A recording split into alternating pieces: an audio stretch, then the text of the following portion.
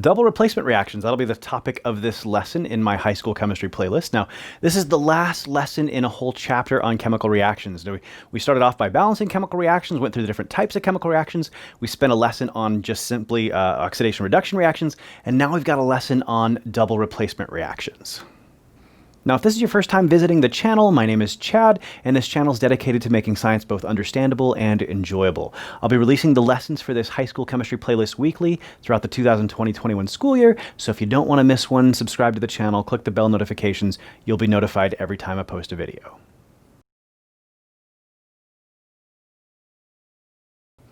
All right, so double replacement reactions, and we mentioned earlier in a previous lesson that these would also go by a couple of other names. Now, double replacement, double displacement, exchange, or metathesis. These are all synonyms, mean the same thing. So again, I'm introducing it like this, kind of one of the more common forms. Both double replacement, double displacement show up a lot. Exchange, metathesis, not so commonly, but you could see it in any four of these synonyms used. All right, so a typical example of a good double replacement reaction. So it is an aqueous reaction, as you recall. So it happens in water.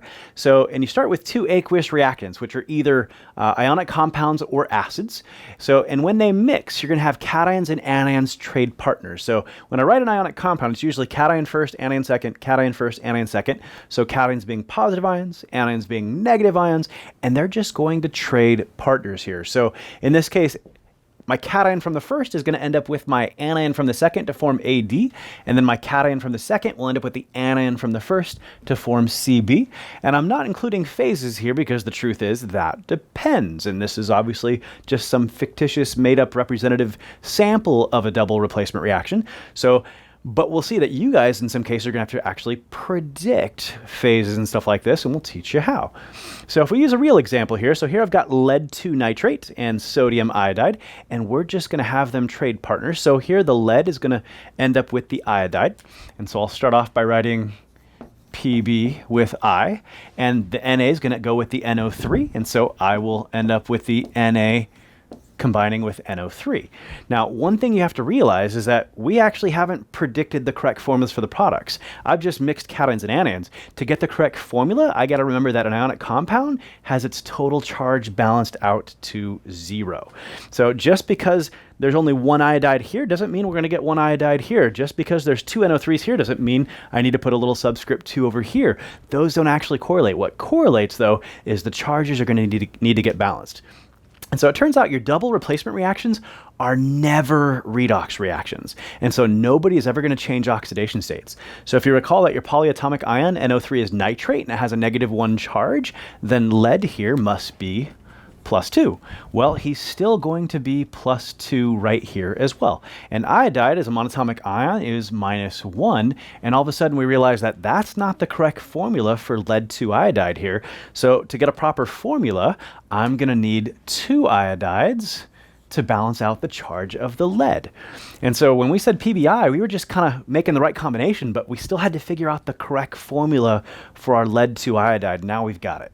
Same thing for the sodium nitrate. So sodium was our cation and it's +1, and the nitrate's a polyatomic anion and it's -1. And it's just 1 to 1 then. Okay, great, life is good. And now that we've got the proper formulas for the products, now we can go back and balance it. So you got to get your subscripts right first, i.e. get the proper formulas for your products, before you can then go back and put the right coefficients in to balance it. One of the big mistakes students will make is they'll put just like PBI or something like that, and then try to balance it with coefficients. Well, you got to get the right formulas first with the right subscripts before you can actually start monkeying around with those coefficients. All right, so if we want to balance this from here, I can see that I've got 2 iodides here. I've only got 1 here, so I'll need to put a 2 here. And what you often want to do with these double replacement reactions, just ping pong back and forth. And it really truthfully doesn't matter where you start in a double replacement, but once you start, it will just ping pong back and forth. So we put the 2 here to balance out the iodides, but that's also going to get us 2 sodiums. So to get 2 sodiums over here, I'll need to put a coefficient of 2 here. But not only does that give me 2 sodiums here, it also gives me 2 of these nitrates. Well, we have two of those nitrates, so that's already good to go. And then we've got one lead, and now we've got a balanced chemical reaction. So you have to work on getting the proper formulas for the products, and we often have you predict the products in a double replacement reaction, and then you can go back and start monkeying around with the coefficients. And again, one of the other mistakes students often make is instead of getting the coefficient right for a 2 here, they'll be like, Chad, can I just put a 2 down here? No, we already got the proper formula. It's +1 -1, it's 1 to 1. That was already done. That part of the process was good. We had the correct formulas. You can't put subscripts. Once you get these formulas right, don't mess around with those subscripts. It was at that point all about getting the right coefficients. All right, so here's our balanced reaction. And as far as phases, that's going to take a little more work. So it turns out if we were going to do the phases here, we would need what's called a table of solubility rules. So if a compound is soluble, that means it will dissolve in water to a very large extent, and that's when you write it as aqueous. But there's another word called insoluble, and that means a compound will not dissolve in water to any significant extent. And in that case, we would just write it as a solid. It usually is something that just sinks to the bottom, and it may float around for a little bit, but eventually it will typically settle out on the bottom of the water. So think of something like salt, and when you put salt in water, so to a great extent, you can put a lot of salt in water and it'll all dissolve. Now, eventually you get to a point and you can reach the limit, and we call that saturation. We'll learn more about that in another chapter, but eventually you can reach a limit. But something that has a very, very, very high solubility, where a lot of it can dissolve in water, and just it looks like it completely vanishes in the solution just goes clear. Now, for some cases, when things dissolve in water, they become colored, but they're still translucent, and light will pass right through. In either case, we would refer to that as being soluble, and the phase of state we would write is aqueous. Now, it turns out one of those examples is sodium nitrate. Sodium nitrate, very soluble in water, and we'll write that as aqueous, totally dissolved in the water. Now, on the other hand, something that won't dissolve to a significant extent, think of putting some sand in water. And when you initially put sand in water, it might become a little cloudy, and you can shake it up and stuff, and it gets cloudy. But if you sit there long enough, you will see all of that cloudiness eventually settle out to the bottom. And that is an example of something that's insoluble, and we'll typically put that phase on there of solid for something that's insoluble. Now, how we actually predict when something's soluble and insoluble, well, I know these two. I know that anything with an NO3 is soluble and it's aqueous because I know the rule. It's called a solubility rule. But I also know that lead iodide, I know that most things that have iodide are insoluble. Are soluble, my bad. Most things that have iodide are soluble, but lead's an exception and therefore is insoluble, and that's why I wrote it as a solid. Now, we're going to expose you to some of those rules in a little bit, but we actually have to rewind a step further back before we can even talk about those lovely solubility rules. So unfortunately, we're going to break away from these double displacement reactions to give you a little background information first. So this background information I need to introduce you to starts with a discussion of what are called electrolytes. And hopefully that word might be just a little bit familiar. You might think of like, oh yeah, that stuff that's in Gatorade. It replenishes your electrolytes when you drink Gatorade and stuff. And that's the stuff. Now, where its name comes from and what it is might not be so familiar to you. So first thing you need to realize is that pure water is not a good conductor of electricity. And this might seem a little strange, like, Chad, I've been taught since I was a little kid. My mom told me never go swimming during a lightning storm, and you should listen to your mom. So hang on to this whole thing. But pure water does not conduct electricity. And if your swimming pool was full of pure water, then it wouldn't conduct electricity, and you may not have a problem in a lightning storm. The problem is there's no such thing as a swimming pool full of pure water. So because carbon dioxide gas in the air will dissolve into it, so forming ions, your little brother will pee in your pool, and that'll form some more ions in there and stuff like that. And it is the ions that are dissolved in your water that actually can make water electrically conductive. So pure water with no ions in it, not electrically conductive. But no such thing in your swimming pool anyways. Because even just, again, CO2 from the air is going to get in there. And once you have ions in the water, it will make that solution electrically conductive. And if you go swimming during a lightning storm, you are at great risk to bodily harm here. So listen to your mom. Usually just a good rule in life to just kind of listen to your mom for everything, not just this. All right, so that's where it gets the term electrolytes, because when an electrolyte dissolves in water, it forms ions and it makes water electrically conductive, which it normally wouldn't be. All right, so these electrolytes come in three varieties, or at least they come in two varieties, I guess. So, but three categories you got to know: strong electrolytes, weak electrolytes, and then non-electrolytes, which are not electrolytes. So, but your two types of electrolytes are strong and weak. And the way this works, a strong electrolyte will dissociate into ions 100%, completely. Whereas weak electrolytes are only going to dissociate to give a very small concentration of ions. They're only going to dissociate to partially, if we say, to a small extent. And so do your electrolytes dissociate 100%? Strong electrolyte. Do they dissociate to a small extent, usually less than 5%? Then they're just a weak electrolyte instead. Cool. And how you identify something as a strong or weak electrolyte is unfortunately going to deal with a fair amount of memorization. So if you look at your handout there, we're going to have three different types of strong electrolytes. And the first are going to be what are termed soluble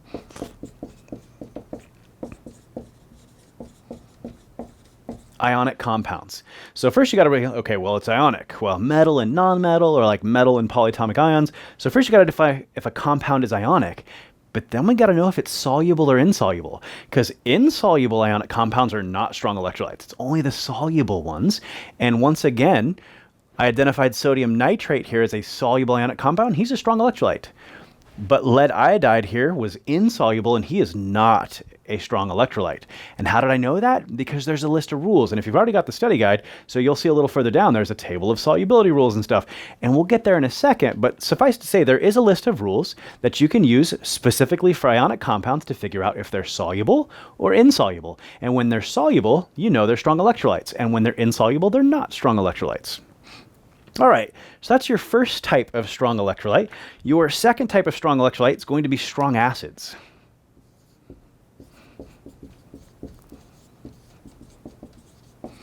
So strong acids, and so it turns out there are only a handful of different strong acids out there. So, and for a typical general chemistry or high school chemistry class, we only introduce you to 6 or 7 of them. So there are a few more than that. There's still not that many out there. But we're only ever going to introduce you to either 6 or 7. And I'm going to give you 7 to kind of give you the more complete list for what most students learn. So, but you're going to get HCl, hydrochloric acid, HBr, HI. So those 3 hydrohalic acids. You're then going to get HClO4, HClO3, and then finally finish it off with H2SO4, and HNO3. Now, if you got the study guide, these are on your study guide here. So, and in this case, the sometimes one is this guy right here. Some people don't include that on the list. Lots do. So it's kind of on the border of whether you consider it strong or not. It's pretty darn strong, though, truth be told. And so I'm going to put it on my list here, but these are strong acids. So, and typically we force students to memorize these. Now, it turns out we learned in naming acids that an acid, you can recognize one because they always start with an H, just like all of these do. And so these are your strong acids. If I give you any other acid that begins with an H that is not one of these, well, then you'd know it's a weak acid. And we call weak acids because they're acids that are weak electrolytes. And so we'll find out that one of the types of weak electrolytes are those weak acids. And how do you know if an acid's weak? Not by memorizing them, by memorizing the strong ones and knowing I have an acid and it's not strong, therefore by default it is weak. All right, so your third type of strong electrolyte are the strong bases.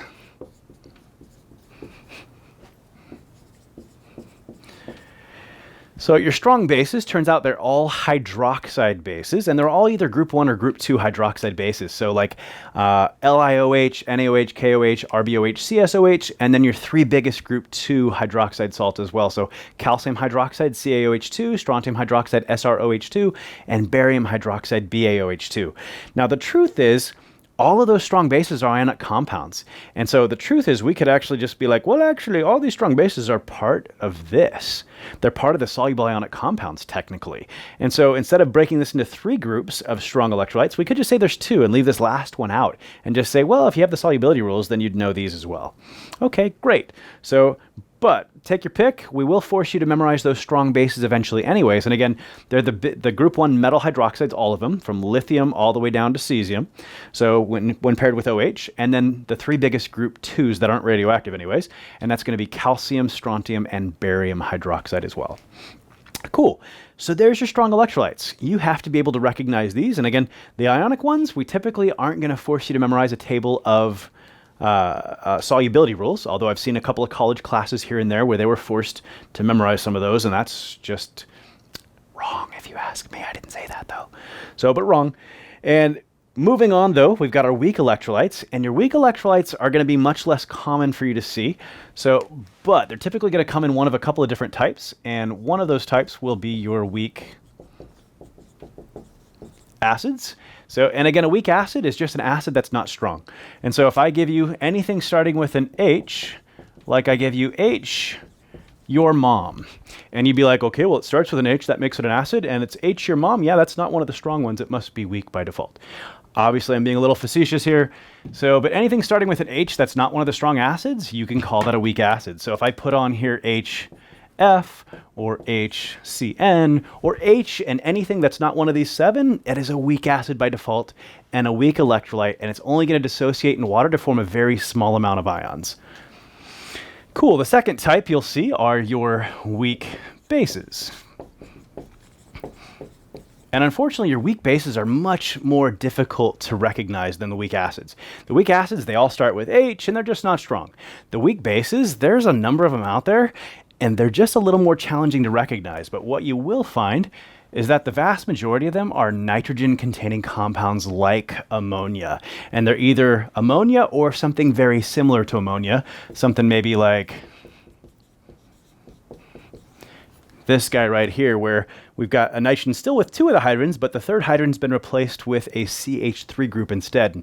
And so something ammonia or ammonia-like, those are the most common weak bases you might be presented with. There are others, but they're too hard for us to give you any kind of rule to classify them, so we just usually refrain from even asking you about any other kind of weak base besides either something that's ammonia or something ammonia-like. Cool, which takes us to the last category here, and these are the not electrolytes, the non-electrolytes, and you've got to be able to recognize those as well. And a non-electrolyte is going to be, first of all, a molecular compound. And if you recall, a molecular compound is a compound made of all nonmetals. And it's a molecular compound that's not a strong or weak electrolyte. So it's a molecular compound that's not a strong acid and not a weak acid or weak base. Cool, because your strong acids, these are all molecular compounds. They're all made of nonmetals. Your weak acids and your weak bases are typically all molecular compounds, the ones you're likely to see. So your non-electrolytes are just going to be molecular compounds that are not acids or bases. So for example, I might just give you something made up of all nonmetals, and it's not an acid and it's not a base. Doesn't begin with H here, so I can recognize that he's probably not an acid then, and it's not ammonia or ammonia-like in any respect. It's not even a nitrogen-containing compound, so he's not a base, and so it's molecular, but not an acid, not a base. That's an example of a non-electrolyte. Another classic one that shows up quite often is glucose. So there's your glucose there, C6H12O6, made of all nonmetals, not an acid, not a base. It's therefore a non-electrolyte. And so it turns out both these compounds will dissolve in water. So you could have glucose, and when it's dissolved in water, it's aqueous. Cool, so it dissolves in water, but it doesn't form ions in water at all. And so a non-electrolyte may or may not dissolve in water, but even if it does dissolve in water like glucose here, it will not split apart to form ions. It will not, we say, dissociate into ions at all. Cool, so one thing to recognize then, a lot of students get in the habit that most of the time when we see something that's aqueous, it's a strong electrolyte. Well, it's not completely true, as we see is the case here. There are a lot of non-electrolytes that will dissolve in water, and we would properly write their phase as aqueous, that are definitely not strong electrolytes.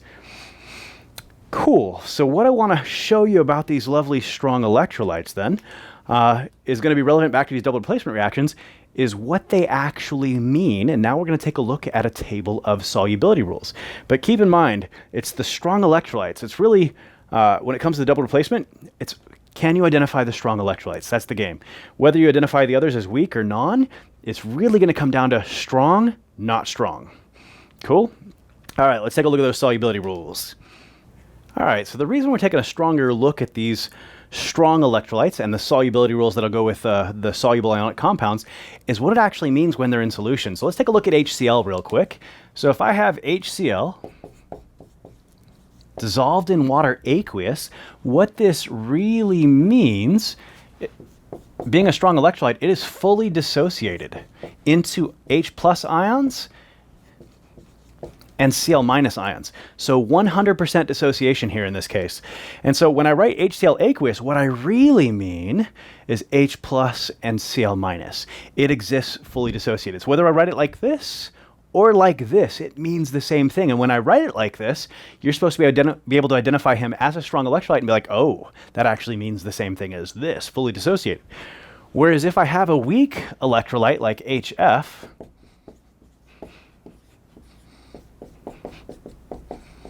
he's just a weak acid. He's not on our strong acid list at all. He's a weak acid. He's just a weak electrolyte, and he dissociates less than 5%, which means more than 95% will not be dissociated. And so when I write HF aqueous, I don't mean H plus and F minus fully dissociated at all. I mean largely that it's really just HF still connected, no ions, aqueous. Again, the truth is it dissociates to a small extent, but if I had to represent it one way or the other, it'd be best to just write it all together. Whereas with HCl, it dissociates 100%.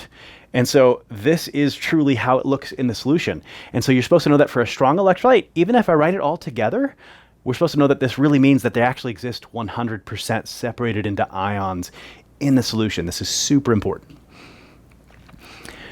All right, so going back to these soluble ionic compounds, so on your study guide there, and I'll put it up on the screen here somewhere, I've given you a list of solubility rules. And we have a group of compounds that are soluble, and there are exceptions, and then a group of compounds that are insoluble with exceptions. And you're going to use those rules to identify when ionic compounds are either soluble or insoluble, because when they're soluble, they will be strong electrolytes and exist fully dissociated in water. And when they're insoluble, they will not be strong electrolytes and will not exist fully dissociated in water. Okay, so I've got 6 ionic compounds on the board. And again, ionic compounds are either going to be like a metal and a non-metal, or like metal and polyatomic ion, some combination like that. So these are all 6 ionic compounds, and we're going to identify them as being soluble or insoluble. When they're soluble, we'll use the phase of state as aqueous, and when they're insoluble, we'll use the phase of state as solid, and we'll identify all 6 of these using those rules. So they're on your study guide. You should have that handy, but I will also put them up on the screen as we're working through this. And so the set of rules I've given you, not every set of rules is exactly the same, but the set of rules I've given you are organized by anion. So if you look at the anion in every compound, that's how they're organized. And so that's where you want to focus first. So if we first look at AgNO3, we want to look and find nitrates. And so if you look at nitrates, nitrates are kind of in the blue column off to the left-hand side, and it says soluble compounds, and it says NO3, nitrates. So, and then it says exceptions. So it's part of the soluble compounds, and it says exceptions, none. And what that means that any compound that has NO3 in it is soluble, no exceptions, period. Well, great. Then he's soluble, which means we should write the phase here as aqueous when it's in water. Great. So we'll move on to manganese 2 chloride here. And again, this is going to be organized by anions. So we're going to look for chlorides. And so once again, if you see chlorides, bromides, and iodides, they're all grouped together. And again, they're on the left-hand side where it says soluble compounds containing chloride, bromide, iodide. So they're usually soluble. And the exceptions listed, if you look at the exceptions there, they show silver, mercury 1, and lead. Well, he's not an exception. Manganese is not an exception. And so if typically when you see chloride, bromide, iodide, it's in the soluble list, you're supposed to say, oh, they're going to be soluble unless it's an exception. Well, this is no exception.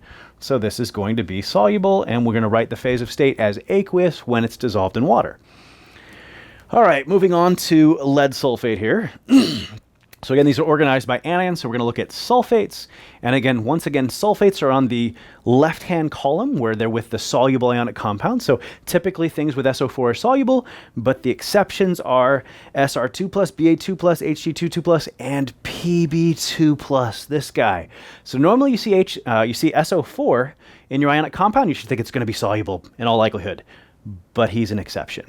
And therefore, this makes this insoluble And so when it's in water, it'll just sink to the bottom. It won't actually exist dissolved. And so we should write it properly as a solid. That gives an accurate reflection of what it would look like in that solution. It would look like a solid sitting on the bottom of the beaker. Whereas these guys would not look like a solid at all. They'd be fully dissolved and spread out throughout the solution. And it might be colorless, it might be colored, but they're going to be fully dissolved, spread throughout the solution, and it will be translucent. Light will pass through it. All right, so we've dealt with 3 examples that all involved anions from the right-hand column that are usually soluble. We saw a couple that were not exceptions and were definitely soluble, and we saw 1 exception that was insoluble. Now we'll deal with 3 examples that the anion is part of the right-hand column where they're usually insoluble. So it turns out that the vast majority of sulfides and carbonates are insoluble. And so usually you see excuse me, an ionic compound with sulfide or carbonate, and you should think, oh, it's going to be probably insoluble. And if you look, the exceptions they list there, and there's a long list there. There's ammonium, and then lithium, sodium, potassium, rubidium, cesium, all the group 1 metals. And notice I say group 1 metals, not just group 1, because hydrogen is not a metal. And so when I say group 1 metals, I mean everything in group 1 but hydrogen. And so that's why it starts with lithium, sodium, potassium, rubidium, cesium, but then also calcium, strontium, barium. So some of the larger group 2s. So ammonium, group 1, larger group 2s, they're the exceptions. And so in this case, if I see sulfide, I should think insoluble. But if the metal you have here is either group 1, the larger group 2s, or ammonium, then it's going to be an exception. Well, the copper is not an exception. And so I should think he's probably going to be insoluble. And in this case, we should confirm that he's insoluble. He's not on the exceptions list. And so he's a solid. He's insoluble. But then we move over to potassium sulfide here. And again, I see S and I think, oh, it's probably going to be insoluble. But potassium being a group 1 is on the exceptions list. And so rather than being insoluble, it's now going to be soluble and exists fully dissociated in the solution and actually exists as separate ions, and we should write the phase as aqueous. Finally, moving on to sodium carbonate. And again, carbonates, usually insoluble, but again, all the group 1s, including sodium, some of the larger group 2s, and ammonium are all on the exceptions list. And so this one as well, going to be an exception and therefore be soluble. So you got to be careful when you're dealing with the left-hand side of the column with the soluble compounds. Typical compounds are aqueous and soluble, and it's the exceptions that are insoluble in solids. But when you're dealing with the other hand, the other side of the column, the right-hand side of the column, where it's mostly insoluble compounds, so those compounds are typically solids and insoluble, and it's the exceptions that are now aqueous and soluble. Cool. That's how that works. And so now, in light of those lovely solubility rules, we want to go back and visit our double replacement reaction. And so in our case, we had already predicted the products, and I had already put the phases on there, but we're going to go back and take another look here. And so if we look at sodium nitrate, again, we look it up under nitrates. And if you look at nitrates, you're like, okay, nitrates are in the soluble column, and there's no exceptions. Every nitrate ever is going to be soluble, which means we should write the phase as aqueous. And so then we go look at the iodide, and again, chlorides, bromides, iodides were grouped together in the soluble side, but lead was one of the 3 exceptions. And so it's going to be insoluble, and that's how I knew it was going to be a solid, because I knew that rule. Cool. And so this double replacement reaction, again, you typically have to or often are going to have to figure out what the products are and get their proper formulas. You're then often going to have to balance the reaction, but you also got to be able to predict phases, and it's usually going to come down to having a set of solubility rules like this in front of you that you can allude to. Very few students are required to actually memorize any such set of solubility rules, just an FYI, whether that be in high school or college. Cool, so now we're a little more prepared to go take a deeper look at these double replacement reactions. So it turns out there are 3 common types of double replacement reactions, and the first is precipitation, the second is acid-base neutralization, and the third is going to be a rather rare gas-forming reaction. But we'll start with precipitation here, and a precipitation reaction is a double replacement reaction that forms a solid. That's the hallmark. That's how you identify it as being precipitation. So in this case, typically the way this would look is it turns out that lead nitrate and sodium iodide are both colorless solutions, and if you mix them together, the whole solution would turn milky, and if you let it sit for a little while outside, you'd find a white solid settling out on the bottom of your beaker. That is the hallmark of how how you know precipitation reaction happens, is when you mix the solutions, a solid forms, and that solid is usually indicated by cloudiness. Now in this case, it's going to be probably white cloudiness, but it could be any color cloudiness, but it is cloudiness where the solution turns opaque, and if you sit long enough, typically you'll have a solid settling out of that solution. So that's your precipitation reaction. You can recognize it symbolically here by the fact that one of your products in your double replacement reaction is a solid. And that's what you got to recognize here. So now we've learned how to look at a double replacement, recognize it as a precipitation.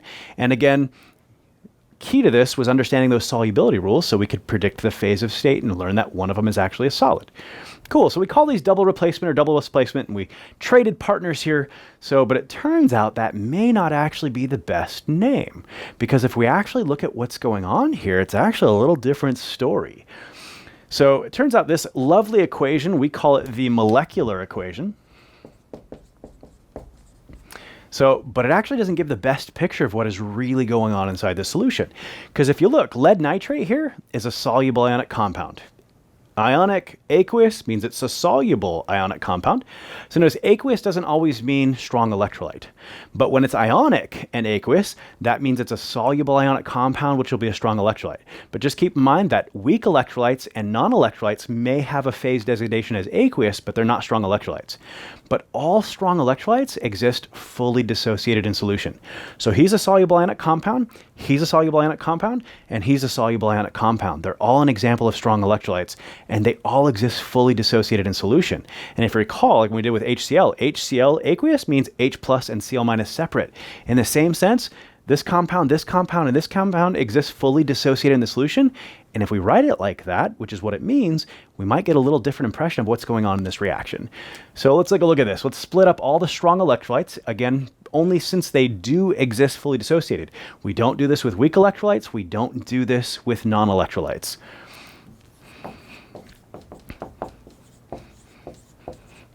So lead nitrate actually exists fully dissociated, and we write both ions separately. And again, this simply means this for strong electrolytes. Cool, and so we're going to derive what's called the Ionic equation. And the Ionic equation just says, write all your strong electrolytes as fully dissociated ions, because that's what they really are. And so we'll do the same thing for sodium iodide here.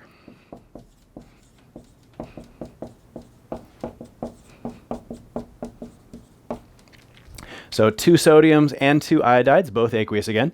But lead iodide was not a strong electrolyte. It does not exist fully dissociated, and we're just going to leave it just as is. But once again, sodium nitrate, total strong electrolyte. So we're going to have 2 sodium ions and 2 nitrate ions. Once again, both aqueous. All right, so once you separate all the strong electrolytes and only the strong electrolytes, this is what's called the Ionic equation. Sometimes called the complete Ionic equation. And we get a little different picture of what actually happened, because, I look at the molecular equation and I can see why they call it double replacement. It looks like 2 couples went to a party. They traded partners. And then, lead went with nitrate, sodium went with iodide, but lead left the party with iodide, and sodium left the party with nitrate. And that's kind of the way we look at it, but that's not really what's going on. We look at this, and 2 couples didn't go to a party. You have 4 singles that went to a party. So lead and iodide, they're together. They leave the party together. But sodium and nitrate, they came to the party alone, and they left the party still alone and single. They are spectators. So in this case, and we call them spectator ions.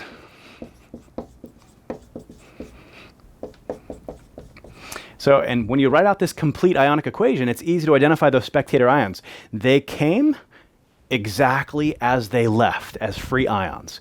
Whereas lead and iodide came as free ions, but now they're part of an insoluble compound. They did something at this party. They didn't leave as they came. And so it turns out we have one more equation to write, and it says, well, the spectator ions didn't do anything. They left looking exactly the same as they came. They didn't actually do anything in this reaction. And so the last equation we write is called the net ionic, and it just gets rid of all the spectator ions. And so what we got left at this point then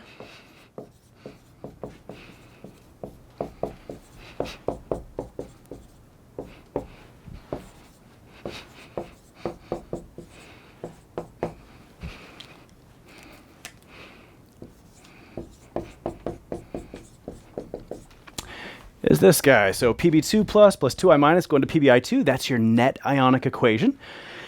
And pretty typical questions you'll get on something like this are twofold. One, you might just get, here's the overall equation. So identify the spectator ions and or give the net ionic equation. Okay, great. Either one of those questions, they kind of go hand in hand. Or they might take it a step further back and be like, I'm just giving you the reactants, predict the products, and then predict the spectator ions, and give me the net ionic equation, or any of those three. Cool. So again, need to know those solubility rules, so or at least know how to use them when they're provided, because again, typically you don't have to actually know them, but know how to use them, so that you can identify who's not a strong electrolyte and is insoluble, so that you can eliminate spectators and get all the way to this net ionic equation. So the second type of double replacement reaction are acid-base neutralizations. And acids, again, are easy enough to recognize. They'll start with an H, and your bases are almost always going to be hydroxide bases. Now, there are other bases out there. We're just not going to see them in this section. So we'll see them in a whole chapter dedicated to acids and bases, maybe towards the end of this playlist, but we're definitely not going to see them in this section. So, and the most common base here of all time is definitely sodium hydroxide, a hydroxide base here. And when you mix an acid with a hydroxide base, again, you can look at it as just double replacement and have them trade partners. And so H is going to get paired with OH, and Na is going to get paired with Cl. And one thing you have to recognize is that when H plus combines with OH minus, it forms water. But I'm going to write it for just a second as HOH. So I'm going to write it as H because it comes from the acid, OH, which comes from the base. And so I got these color coded, and just an FYI aside. So when you we have this lovely paper called litmus paper, and it turns out when you add an acid to litmus paper, it turns red, and when you add a base to litmus paper, it turns blue. And so that's kind of the color coding scheme I'm using right here. So just usually a quick thing, you put a drop of your substance on litmus paper, and you can quickly figure out if it's acidic or basic.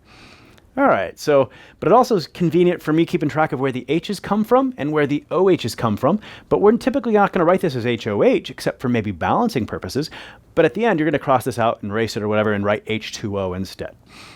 All right, so we'll mix H and OH, and then we'll mix Na with Cl in our double replacement reaction.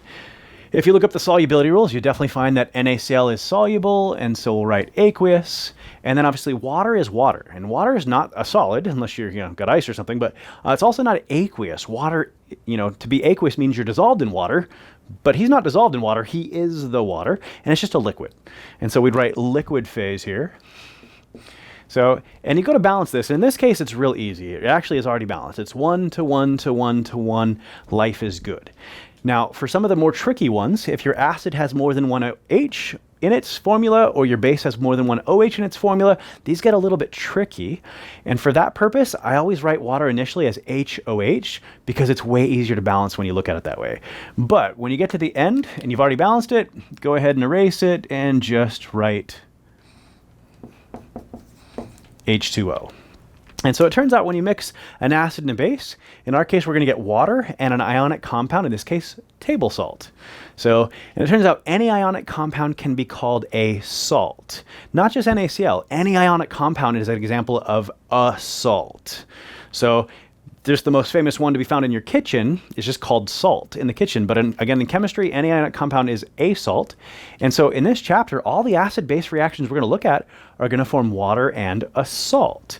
Now, again, in that chapter that we get towards the end of the playlist, we'll see some examples that not all acid-base reactions actually form water. So they typically still form a salt, but not all of them are going to form water. But all the ones we'll see in this section do form water and a salt. But I just wanted you to be clear that not all of them actually follow that pattern. All right, if we do the same thing here, and H is going to go with OH, and Na is going to go with F, and in this case, everything's +1, -1, and it's really just going to be just as simple. And again, I'd normally have written this as HOH first, but I'll take it for granted that everything's +1 and -1, and it makes it real easy. This guy's also a strong electrolyte. So it turns out, this one's probably not on your handout, but anything with group 1 salts, they're all soluble. So this guy's also going to be soluble. So now that we've got these written, we can also do the same kind of thing where we can, go from the molecular equations to ionics and get rid of spectators and get net ionics. And that's what I want you to do here is get rid of the spectator ions and get to our net ionics. And so in this case, again, it's only the strong electrolytes that exist fully dissociated into ions that you split up. And so HCl, is he a strong electrolyte? Yeah, he's not a soluble ionic compound this time like in the last precipitation examples, but he is a strong acid. And so we get to split him up.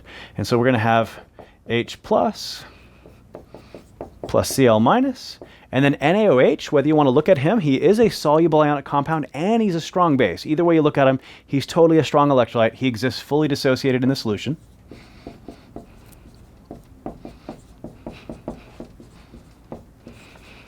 But water doesn't dissociate to any full extent. He's not an ionic compound, so he can't be a soluble ionic compound.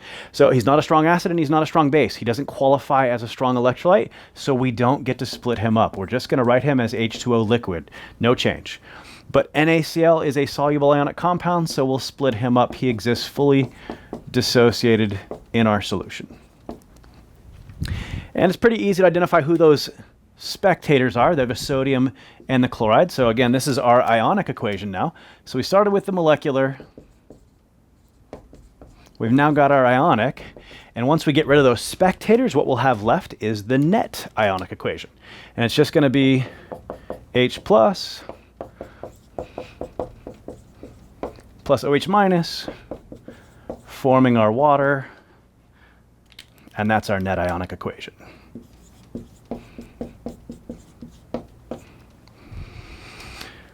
Cool. So in this case, we had an acid-base neutralization between a strong acid and a strong base, and it really just reduced down to this net ionic equation. However, I did want to provide one other example with a weak acid involved. And when you've got a weak acid or base involved, it's going to look a little different at the end. And so when I go to split apart and write the ionic equation, again, this is the molecular. But when I go to make the ionic equation, again, I split apart all strong electrolytes because they fully dissociate. They exist fully dissociated. But that doesn't include him. He's a weak acid. He's not a strong electrolyte. He's a weak electrolyte. He doesn't dissociate to any great extent, less than 5%. More than 95% stays together. And so we write him staying together. He's not one of the strong electrolytes we get to split up. He's aqueous, and that's what throws a lot of students. They're like, he's aqueous. Usually when it's aqueous, I get to split it up. Well, when it's ionic and aqueous, that means it's a soluble ionic compound, which is one of the types of strong electrolytes. That's the association. But he's not ionic. He is aqueous, but he's not ionic. And when you're not ionic, you can be aqueous and either be a weak electrolyte or a non-electrolyte. It doesn't mean, aqueous in this case, doesn't mean you're fully dissociated. It just means you do dissolve in the water. So weak electrolytes, don't split them up. But NaOH, again, strong acid or strong base and fully dissociated. Water still a non-electrolyte. And sodium fluoride is one of your, it's aqueous and it's ionic, metal, non-metal, so it is a soluble ionic compound and therefore a strong electrolyte. Will split him up. So there's our ionic equation. And I lost one little aqueous symbol here. And we can go back and find our spectators now. So who are the spectators now? It's only sodium. And the big mistake a lot of students make is they go through to write this ionic and they split HF up. And he's just a weak acid. You don't get to split up the weak electrolytes or the non-electrolytes. And so as a result, your net ionic has what we got left here.